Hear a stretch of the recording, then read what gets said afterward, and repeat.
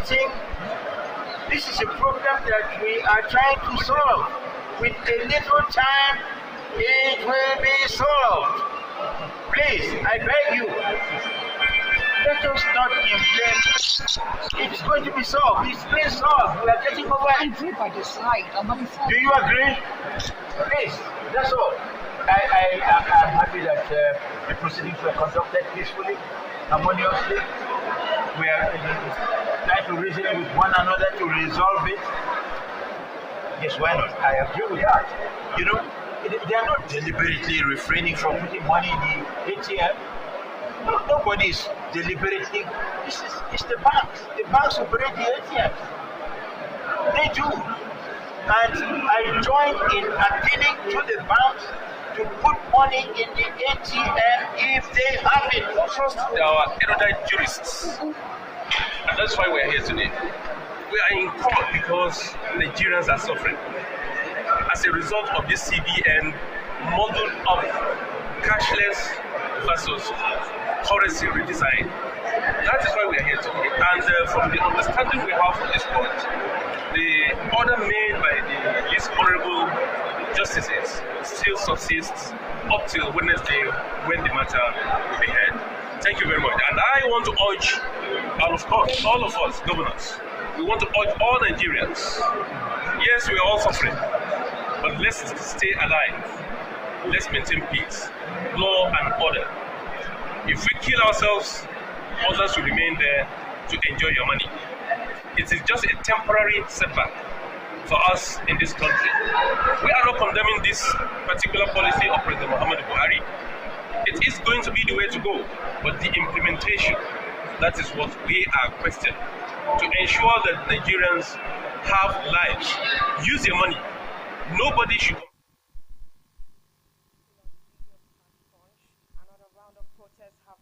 Out in several states across the country, including Oyo, Delta, and Edo, over the scarcity of the new Naira notes and rejection of the old Naira bills. This comes less than 2 weeks after residents of Ibadan, Oyo State, took to the streets in protest against the hardship triggered by the Naira note swap and fuel price hike. Violent demonstrations were held today in Ibadan and Udu, near Warri, the commercial hub of Delta State. The protests were in reaction to banks refusing the old currency, despite the Supreme Court ruling that the Apex Bank's February 10 deadline be suspended temporarily.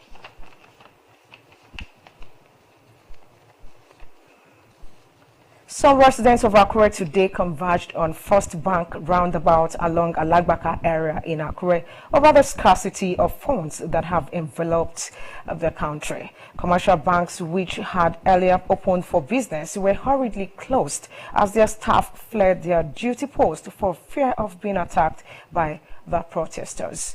One of the protesters, Olawale Ogunride, said they are on the streets to protest the untold hardships brought on them by the Naira swap.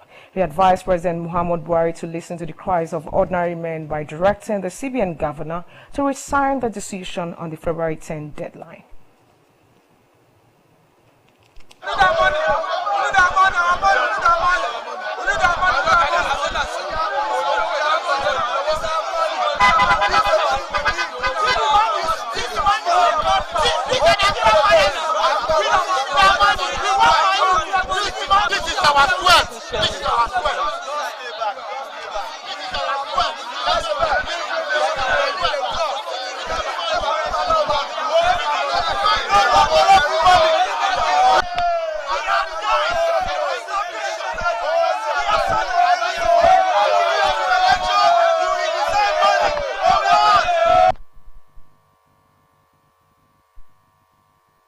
Ondo State Governor Oluwarotimi Akeredolu says any policy of the government that is inimical to the well-being of Nigerians and the growth of the country should be discarded. Governor Akeredolu, while lamenting the challenges and hardships confronting Nigerians following the Naira redesign policy of the CBN, stressed the need for the Apex Bank to listen to the yearnings of the masses. The governor, who received in audience the Youth Directorate of the All Progressives Congress APC Presidential Campaign Council at the Government House in Akure, applauded the movement for its effort at canvassing votes for the party as the general elections draw near. Government House correspondent Wahab Bankole was there for OSRC. The Youth Directorate of the All Progressives Congress APC Presidential Campaign Council was led to the Government House in Akure by Mr. Sheyi Tinubu, son of the APC presidential candidate Bola Ahmed Tinubu. The team, which was received by Governor Akeredolu in company of some members of the Ondo State Executive Council and State Chairman of the party, Mr. Adetimei, said the visit was to applaud the governor's passion for a better nation, while describing Governor Akeredolu as a courageous personality. Leader of the group, Mr. Sheyi Tinubu, said the movement is desirous of a prosperous Nigeria. As well, so thank you for all that you've been doing, not just for Honduras itself, but for Nigeria as a whole, and most importantly for us young Nigerians and the youth of the states. Governor Akeredolu, who acknowledged the roles of youths in societal development, urged them to make their mark in the development of the country. The governor also charged the visitors to show more commitment to the actualization of the Southern Presidency. The youth are going to determine this election, whether we like it or we don't. Your demographic shows that you occupy a larger percentage. At this point in time, competence, experience matters, and we're able to zero on Kashaju as the most competent and know what he can do. So for me, our choice, Kashaju, is premised on what you can call informed decision. Akeredolu lamented the hard times Nigerians are facing due to the recent financial policies of the Central Bank of Nigeria. He expressed confidence in the leadership qualities of Bola Ahmed Tinubu and Kashim Shettima to move the nation forward. Was it now that we will have this financial policy that we cannot even get money to spend? Must it be now for everything? Today, Okada is no, they have decided they are not taking all those again. So what will happen? Taxis are not taking all those again. What will happen? Banks are not taking all those. So what do we do? There's an injunction, everybody is behaving as if there's no injunction. The CBN is just on its own. Loose cannon. Speaking with OSRC, leader of the group, Mr. Sheyi Tinubu, said a vote for APC is a vote for a better and prosperous Nigeria. Ashwaju is the sunshine that we've all been waiting for and the future that we all want in Nigeria. He is the hope that we all always wanted, and he's the one that will carry Nigeria to where it needs to be. Have faith in your decision with regards to supporting him, with regards to voting for him come February 25th, and I guarantee you that you will not regret it. The general elections will commence with the presidential and National Assembly elections in the next few days. Wahab Bankole, OSRC News. You're watching the news at 7. We'll take a quick break. When we return, we'll serve you more stories. Please stay with us.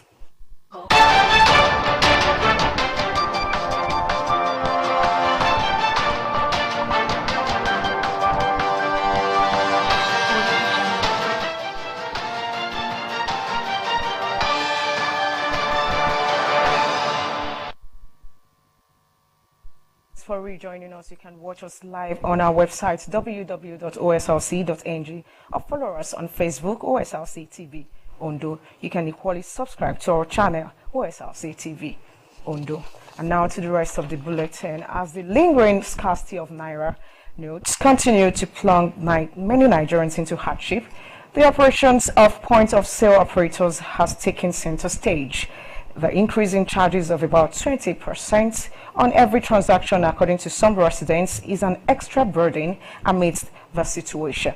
OSRC's Zaida Ribisa reports that some business owners were accused of worsening the situation by refusing e-payment and selling cash to POS agents. The experience of Mr. Suleiman Olomojere captures the reality of many Nigerians who sweat it out just to get few naira notes. I was there for hours. They are paying 2,000 naira on a counter, while on ATM, 5,000 naira. Unlike this class of Nigerians, going to commercial banks has become a luxury which some cannot afford. Instead, a seemingly easier alternative in the form of point-of-sales operators has become a go-to place. The naira scarcity has led to a surge in the patronage of the POS operators, a situation that has shot up the charges on every transaction. Getting out of hand, frustrations, depressions, things are becoming difficult. You use your money to purchase Nigeria money. Initially what we know is that dollar is in the black market. But now, naira is in black market.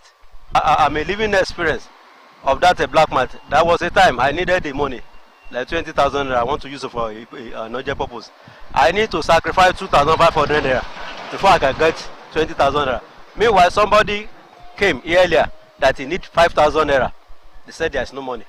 How do you come of that? It's black market.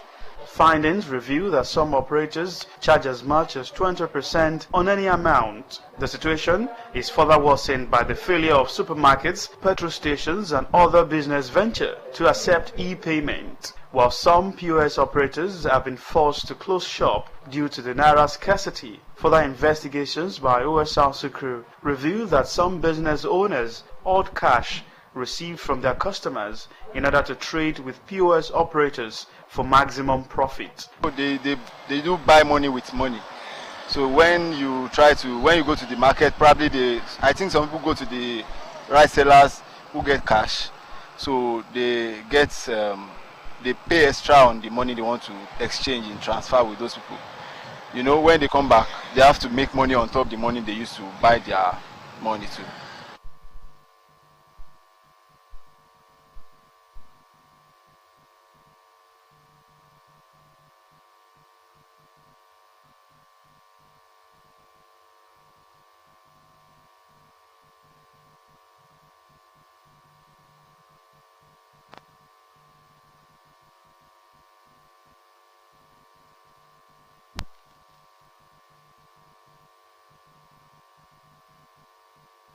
A financial expert, Mr. Tokwe Ajayi, who described the season as a time of super profits for the POS operators, said the effect on inflation will plunge Nigerians to more hardship. We've had reported cases of some banks holding the money, not expected to pay to ATMs, and so on and so forth. And it is this money that they are now selling to operators. So that is part of the problem that we are having. So two wrongs don't make a right. By buying money at a exorbitant rate is wrong, then dispensing money to people at rates far above what is regulated is also wrong. Though the Central Bank of Nigeria has threatened to arrest and jail POS agents charging above 200 naira on cash swap, but the challenge remains ensuring the circulation of the new naira notes to meet the increasing demands of Nigerians. Sahid Aribisala, Osrc News. Meanwhile, the Central Bank of Nigeria has released emergency telephone numbers where Nigerians could report point-of-sales agents selling new naira notes or charging above 200 naira for withdrawal of amounts up to 10,000 naira. The Director of CBN Governor's Department, Mr. Joseph Omayuko advised members of the public to report erring POS agents by reaching out to the CBN Contact Center on 0700 2255-226, telephone extension 7110257. Contact CBN at cbn.gov.ng and its social media handles. He warned syndicates engaging in the illegal practices to desist forthwith. Key actors in Ondo State local government service have been charged to improve on their skills and knowledge acquisition to perform optimally on their jobs towards ensuring effective and efficient service delivery at the grassroots. The charge was given in Akure at a two-day seminar organized by Ministry of Local Government and Chieftaincy Affairs in collaboration with Morning Star Resources for Vice Chairman and Secretaries of the 18 council areas of the state. Joy Pius reports that the event had as its theme effective leadership and security challenges in the local government system, a thorough appraisal. It is the convergence of vice chairmen and secretaries from the 18 local government areas of Ondo State for a two-day seminar organized by the Ondo State Ministry of Local Government and Chieftaincy Affairs in collaboration with Morning Star Resources. In his welcome address, Permanent Secretary, Ministry of Local Government and Chieftaincy Affairs, represented by a director in the ministry, Festus Asunja, noted the importance of the seminar to the key players in the local government service of Ondo State, saying the meeting is aimed at repositioning the system for effective service delivery. I will plead for your cooperation to this. With the consultant, so that we can make use of the positive power. In his keynote address, Commissioner for Local Government and Chieftaincy Affairs, Amidu Takoro, represented by the chairman, Akure South Local Government, Benga Olaniyi, highlighted the major challenge confronting the nation and the need to nip it in the bud. The commissioner urged participants to leverage on the opportunity to improve optimally in their various local government areas. When you go around now, you see how the banks are being attacked. It's part of insecurity. It's economic insecurity. So I believe these are some of the things this seminar is going to address. I'm hoping that the leadership of the local government too will be able to address this. Taking participants through a technical session, Mr. Ade Akimbosade harped on the importance of proper synergy at the local government level towards the success and development of the third tier of government. Facilitating the existence of democratic self-government close to the local level of our society and to encourage initiative and leadership potential. Collaboration by key functionaries in Ondo State local government, the only way at ensuring success at the top tier of government. In another lecture titled The Role of Local Governments in Curbing Insecurity, a retired Director of State Security Service, Mr. Folusho Origbemisoye, emphasized on the need for the officials to be abreast of necessary skills and knowledge required to combat insecurity in the state from the grassroots. People are afraid of what is happening now, and local government being the third tier of government, that is where all the infrastructures and all what it takes reside. Then it lies on the local government to take proper care, that is for insecurity not to happen. Participants assured that the knowledge acquired will be fully implemented at their various LGs. Now that you are well being equipped and informed of your duties and role, I'm sure it's going to better the local government of Akure South local government where I came from. I will go down to disseminate the information of this seminar to others who are not here, and I will put it into practice too. Rising from this meeting, it is expected that efficient security will be recorded at the grassroots and in line with the redeemed agenda of the Ondo State government. Joy Pius, OSLC News. In furtherance of efforts by the federal government to end the spate of kidnappings and abductions for ransom of school children, the Nigerian Security and Defense Corps NSCDC has launched a National School Security and Emergency Response Center to scale up surveillance and protect school children. Flagging off the center in Abuja, Minister of State for Budget and National Planning, Clem Abba, said the government will ensure the prompt release of funds for the financing of the entire Safe Schools initiative to ensure that children are able to go to school without fear of kidnappings. Commandant General NSCDC Associate Professor Ahmed Audi pointed out that the National School Security and Emergency Center is the first of its kind in the country, and it is an initiative under the recently launched female squad of the Corps, which was set up specially to provide maximum security to schools and curb schools kidnappings, among others.